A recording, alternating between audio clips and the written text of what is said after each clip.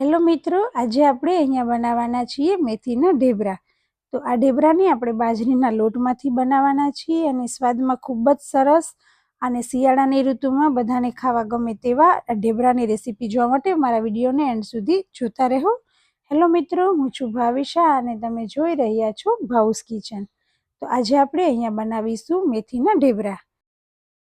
તો અહીંયા લોટ બાંધવા માટે મેં એક વાસણ લઈ લીધું છે. તેની અંદર 2 કપ બાજરાનો લોટ એડ કર્યો છે અને 1 કપ ઘઉંનો લોટ એડ કર્યો છે.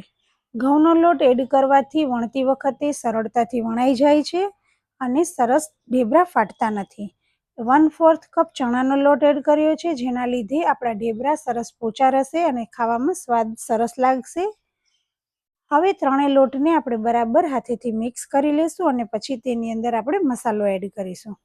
તો અહીંયા આપણો લોટ મિક્સ થઈ ગયો છે. તો હવે તેની અંદર સ્વાદ પ્રમાણે મીઠું એડ કરીશું અને બીજા બધા મસાલા આપણે એડ કરતા જઈશું વારાફરતી. તો સૌપ્રથમ આપણે અહીંયા ધાણા જીરું એડ કરીશું, સહેજ હળદર એડ કરીશું. આપણે આ ઢેબરાની અંદર લાલ મરચાંનો ઉપયોગ નથી કરવાના. હિંગ એડ કરીશું. તો અહીંયા આપણે તીખાસ માટે મરચાં લેવાના છીએ લીલા.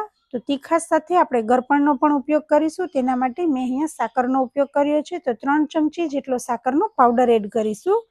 તમે આખી ખાંડ પણ લઈ શકો છો. તીખા મરચાં છે તેને મેં વાટી લીધા છે, તો તેને લઈ લઈશું. મરચાં તમારા સ્વાદ પ્રમાણે લેવાના છે. જો તમારે વધારે તીખું જોઈતું હોય તો તમે વધારે તીખા મરચાં પણ ઉપયોગ લઈ શકો છો. આદું લીધું છે, તેને છીણીને એડ કર્યું છે. આદુનો સ્વાદ પણ ઢેબરાની અંદર ખૂબ જ સરસ આવે છે, તો તેને પણ જરૂરથી એડ કરવું. સફેદ તલ છે 2 ચમચી જેટલા, તેને લઈ લઈશું.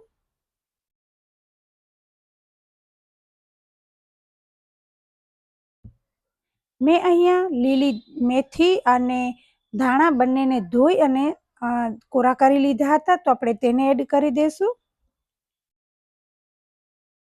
મેથીના ઢેબરા છે તો આપણે તેમાં મેથીનું પ્રમાણ વધારે રાખીશું. મેથીમાં થોડી કડવાશ હોય માટે આપણે સાકરનો પણ ઉપયોગ કર્યો જ છે, તો તેને લીધે બધું બેલેન્સ થઈ જશે. અને હવે આપણે તેમાં મોણ માટે તેલ એડ કરીશું. તો અહીંયા તેલ જોઈએ તો 3 થી 4 ચમચી જેટલું તેલ છે. જો આપણે મોણ બરાબર દીધું હશે તો ઢેબરા સરસ થશે. હું અહીંયા લીલું લસણ પહેલાં એડ કરતા ભૂલી ગઈ હતી, એટલે હું પાછળથી એડ કરું છું. પણ આપણે અગાઉથી જ લીલું લસણ છે ઝીણું સમારેલું, તેને એડ કરી દેવાનું છે. અને જો તમારી પાસે લીલું લસણ અવેલેબલ ના હોય તો તમે સૂકું લસણ છે તેને પણ વાટીને લઈ શકો છો. હવે આપણે તેનો લોટ બાંધીશું. તો મેં અહીંયા 1 કપ પાણી લીધું છે, તેને આપણે ધીમે ધીમે એડ કરતા જઈશું અને લોટ બાંધી લઈશું. અહીંયા આપણે બધું જ પાણી એકસાથે એડ નથી કરી દેવાનું, નહીતર લોટ ઢીલો થઈ જશે તો ઢેબરા સરળતાથી વણાશે નહીં. તો આવી રીતે થોડું થોડું પાણી લેતા જઈશું અને આપણે લોટ બાંધી લેશું. આ ઢેબરા ખાવામાં ખૂબ જ સરસ લાગે છે અને તમે દહીં, ચા વગેરેની સાથે ખાઈ શકો છો. તો અહીંયા આપણો સરસ મજાનો લોટ બંધાઈ ગયો છે. આટલો લોટ બાંધવા માટે મારે 1 કપ પાણીની જરૂર પડી છે. તો હવે આપણે તેને તેલ નાખી અને ટીપી લેશું, જેથી કરી અને વણતી વખતે તે ચોંટે નહીં. તો આપણે તેલ નાખીને પણ લોટને સરસ રીતે ટીપી લેશું. તો તમે જોઈ શકો છો કે અહીંયા સરસ મજાનો આપણો લોટ બંધાઈ ગયો છે.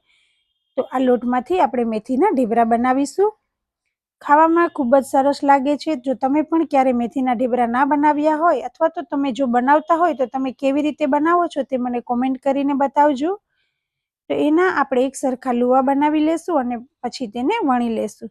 તો વણવામાં મેં અટામણમાં ઘઉંનો લોટનો ઉપયોગ કર્યો છે, જેથી કરી અને ઢેબરા સરળતાથી વણાઈ જાય. જો તમને ફાવતું હોય તો તમે અટામણના ઉપયોગ કર્યા વગર પણ વણી શકો છો, પણ બાજરાનો લોટ હોવાથી અટામણ વગર વણાશે નહીં અને વેલણમાં અથવા તો પાટલીમાં ચોંટી જશે, માટે આપણે અટામણનો ઉપયોગ કરીશું. અહીંયા